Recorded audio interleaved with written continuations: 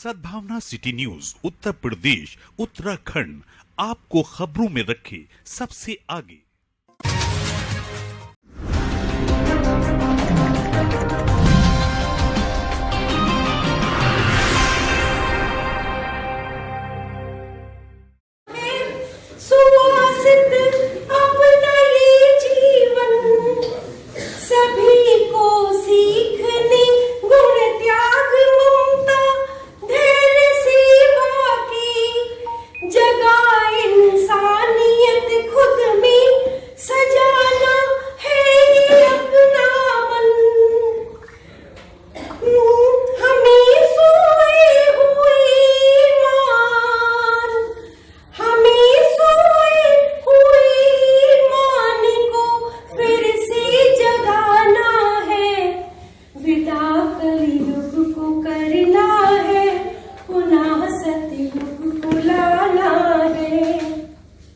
और देखिए हमें क्या करना होगा।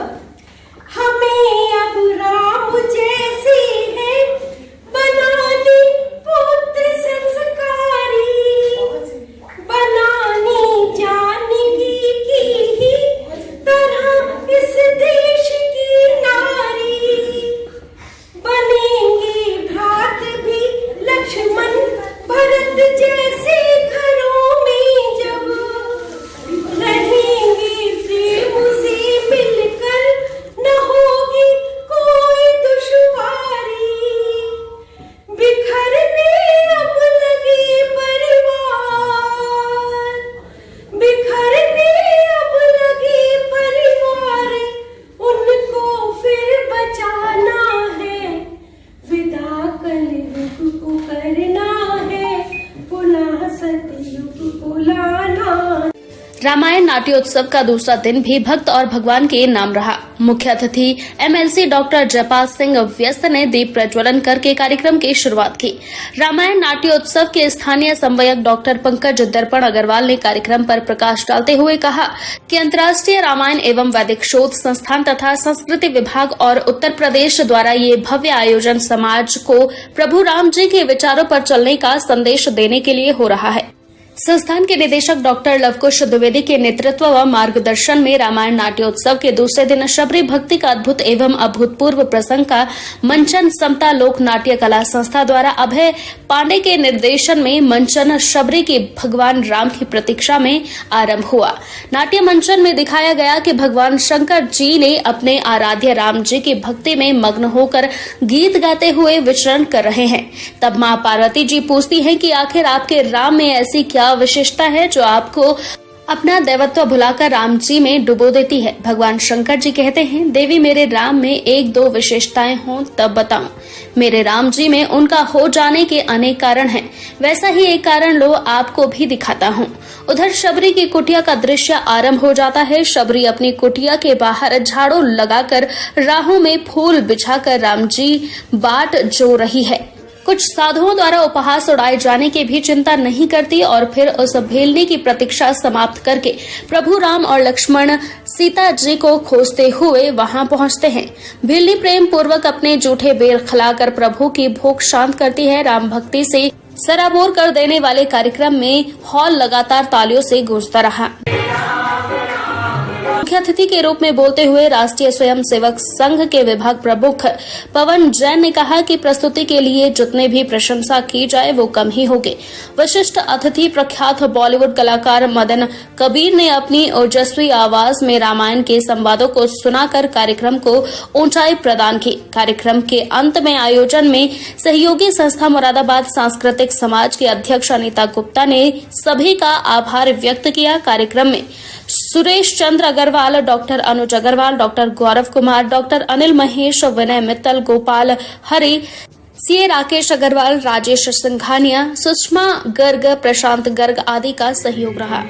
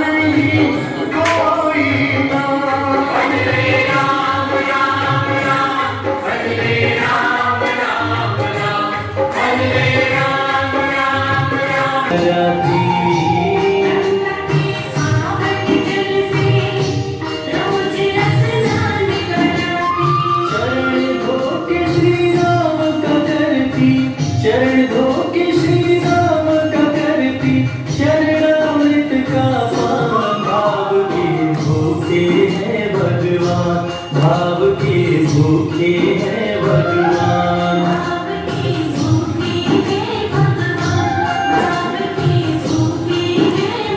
लगा रही हूँ अपावन धर्म हीना, नीच कुल और नीच जाति हूँ। घृणा की पात्र हूँ, संसार का कूड़ा उठाती हूँ। न साधु संत सेवा का मैं कोई अवसर पाती हूँ।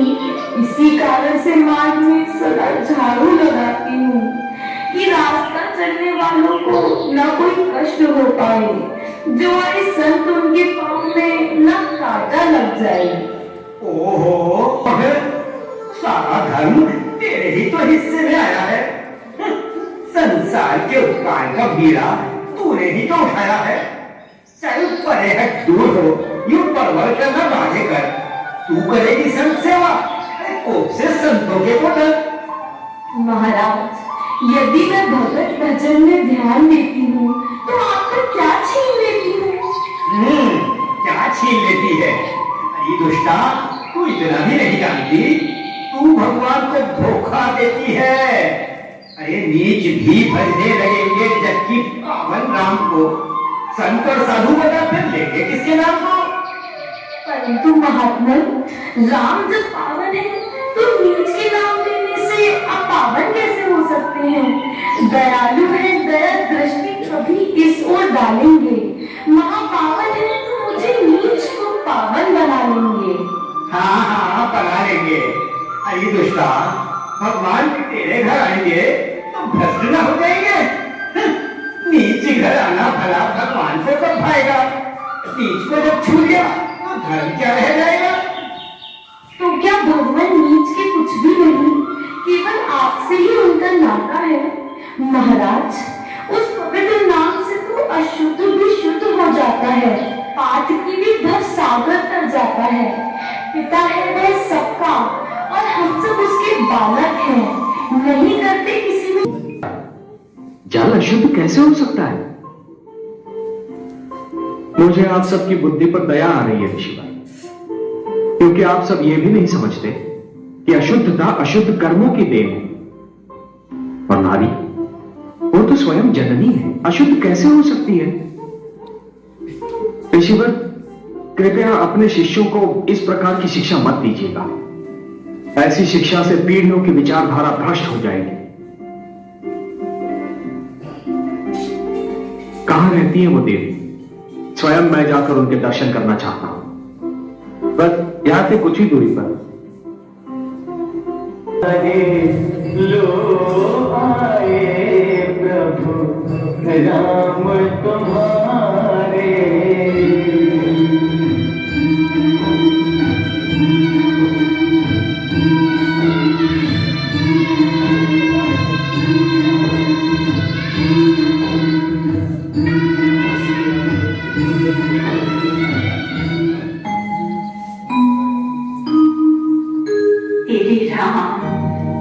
को लौटने कौन? देवी, हम माता शबरी के पास जाना चाहते हैं। क्या फिर उनकी कुटिया तक पहुंचा देंगे देवी? माता शबरी के पास?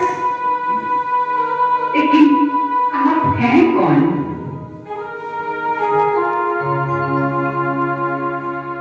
राम, लक्ष्मण। सबरी देखी राम गृहाए, मुनि के वचन समझी जिन भाए। श्याम गाय सुंदर दोहाए, सबरी बड़ी चरण बढ़ाए। पानी जोई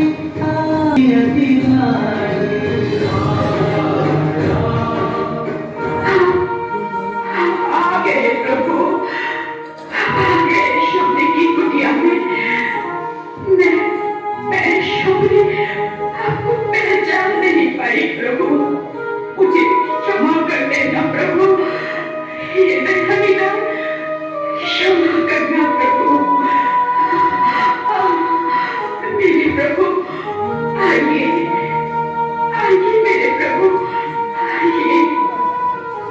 पधारिए प्रभु, पधारिए।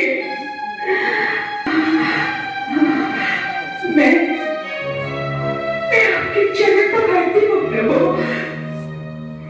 आपके स्नेह भरे अश्रुओं से हम पहले ही पवित्र हो चुके हैं। प्रभु, आपको भूख तो लगी होगी ना? हाँ देवी, मैं फल लेकर आती हूँ, बस अभी लाई।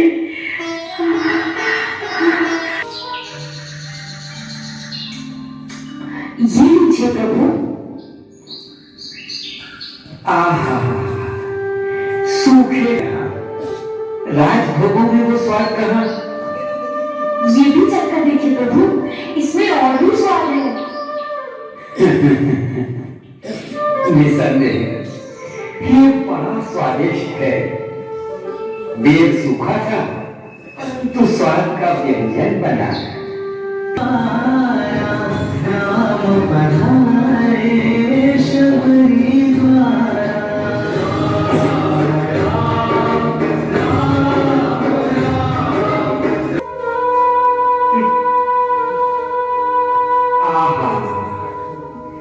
आनंद की अनुभूति हो रही है तेरी। अच्छे है ना, मीठे है। क्या बताऊं तेरी, इनकी प्रशंसा के लिए तो शब्द ही नहीं मेरे पास। बरसों बाद ऐसा लगता है जैसे जैसे माता कौशल्या अपने हाथ से खिला रही हो। ऐसे स्वादिष्ट फल तो प्रभु को वैकुंठ लोक में भी नहीं मिल सकते देवी। उन्हें ज्ञान था ईश्वरिया अपने भार्य की खोज में यहाँ आएंगे, तो उन्हें महाबली सुग्रीव तक पहुंचाने का मार्ग पता कर देना कि वो सुग्रीव से मित्रता करके रावण पर अवश्य विजय पाएंगे और सीता से आनंद पूर्वक अयोध्या जाएंगे। ये काफी निश्चित है प्रभु। देवी, आपने ये समाचार सुनाकर जैसे अपने गुरु का आशीर्वाद ही हम तक पहुंचा दिया है। अच्छा, अब ये बताइए, हम महाबली सुग्रीव तक कैसे पहुंचेंगे? आपका आशीर्वाद मांगता हूँ। अब यदि आपके पता तो परम श्रद्धेय गुरु जहाँ पर तपस्या करते रहे हैं, वहां के भी दर्शन करा दीजिए। वो स्थान तो देखने योग्य, और उससे पहले अपनी भक्ति उसका ज्ञान मुझे देना होगा प्रभु। देवी, आप तो स्वयं सिद्ध और भक्ति की पराकाष्ठा है। मैं आपको क्या ज्ञान दूंगा? मैंने अपने गुरुजनों से जो नवधा भक्ति की महिमा मुझसे अधिक संतों को प्रकाशमान भाव की भूखी है भगवान, भाव की भूखी है भगवान। चला प्रवाह पावितस्थले गले विलंब लंबिताम भुजंग तुंग मालिकाम डमक डमक डमक डमन निनाद वक्रमवयम चकार चंड तांडवम तनोतु नः शिवम शिवम ओम नमः शिवाय ओम नमः शिवाय। जटा कटाह संभ्रम भ्रमण्य लिंप निर्धरी विलोलिनी शिवल्लरी विराजमान मूर्धनि धगत कथ कच्छ वल्लराट पट्ट पाविके किशोर चंद्रशेखरे रति प्रतिचरम ममा। बहुत सुंदर था, बहुत सुंदर संवाद कल भी हुआ, और आज का संवाद कितना सुंदर था ये आप सब लोग साक्षी हैं इस बात के।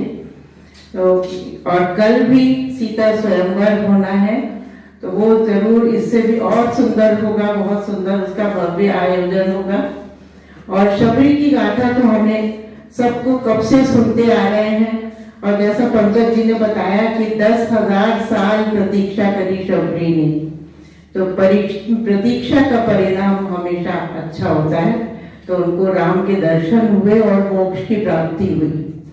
तो ये आप लोग बैठे कि माता शबरी ने पूछा भगवान राम से कि यदि रावण का अंत नहीं करना होता, क्योंकि आप लोगों को कथा सबको मालूम होगी, सबने रामचरितमानस पढ़ी है, कई बार पढ़ी है कि ये सब कुछ रचा हुआ था कि रावण का वध होना था, इसीलिए भगवान राम ने जन्म लिया था। तो उन्होंने माता शबरी ने पूछा कि क्या रावण का अंत नहीं करना होता तो राम। हमारी इस पीढ़ी ने और हमारे पूर्वजों ने जो संघर्ष किया और उसके परिणाम स्वरूप आज वह भव्य राम मंदिर जो हम सबके और हमारे पूर्वजों के सपने थे वो पूरे हुए। ये हमारे लिए बड़े सौभाग्य का विषय है और परम सौभाग्य है कि ये हमारी आंखों के सामने हुआ है। इस क्षण के हम गवाह बने हैं। लेकिन थोड़ा सा एक बात कहूंगा कि क्यों हम परतंत्र होते गए या हमारे पर कोई आया और हावी होता चला गया। हम दुनिया में सबसे अधिक शक्तिशाली, बलशाली, बुद्धिमान थे और आज भी हैं। महाराणा प्रताप की तलवार अंग्रेज उठा नहीं पाए थे, हम इतने बलशाली थे। और बुद्धि पहले भी थी और आज भी पूरी दुनिया को चलाने वाले भारतीय ही हैं। बड़ी बड़ी इंडस्ट्री, जितनी भी इंटरनेशनल बड़ी कंपनियां हैं और कई देशों के जो निर्णायक भूमिका में हैं, उसके बावजूद हम लोग ये अंतर्राष्ट्रीय रामायण एवं वैदिक शोध संस्थान अयोध्या के बैनर तले ये 3 दिवसीय नाट्य उत्सव चल रहा है, रामायण नाट्य उत्सव। कल पहले दिन हमने इसमें एक आयोजन कराया था राम केवट संवाद का। हमारे संस्थान के जो निर्देशक हैं माननीय डॉक्टर लवकुश द्विवेदी जी, उनका ये एक सपना था, उनकी सोच थी, उनका विजन था कि समाज को अच्छा संदेश देने वाले राम जी के ज्यादा से ज्यादा प्रसंग हम लोग जगह जगह मंचित कराएं। उस कड़ी में आज भक्त और भगवान के रूप में शबरी वाला प्रसंग था। इस प्रसंग के माध्यम से दिखलाया यह गया है कि कोई भी छोटा या बड़ा नहीं होता। राम जी ने निचली, पिछड़ी और मलिन जातियों को सबको अपने हृदय से लगाया। शबरी माँ को माँ कहकर संबोधित किया, प्यार से उनके झूठे बेर खाए और समाज को यह संदेश दिया कि यदि हम सबका सम्मान करेंगे, यदि हम सबके साथ प्रेम के साथ रहेंगे, तो फिर किसी भी तरीके का कोई भी समाज के अंदर वैमनस्य नहीं फैलेगा।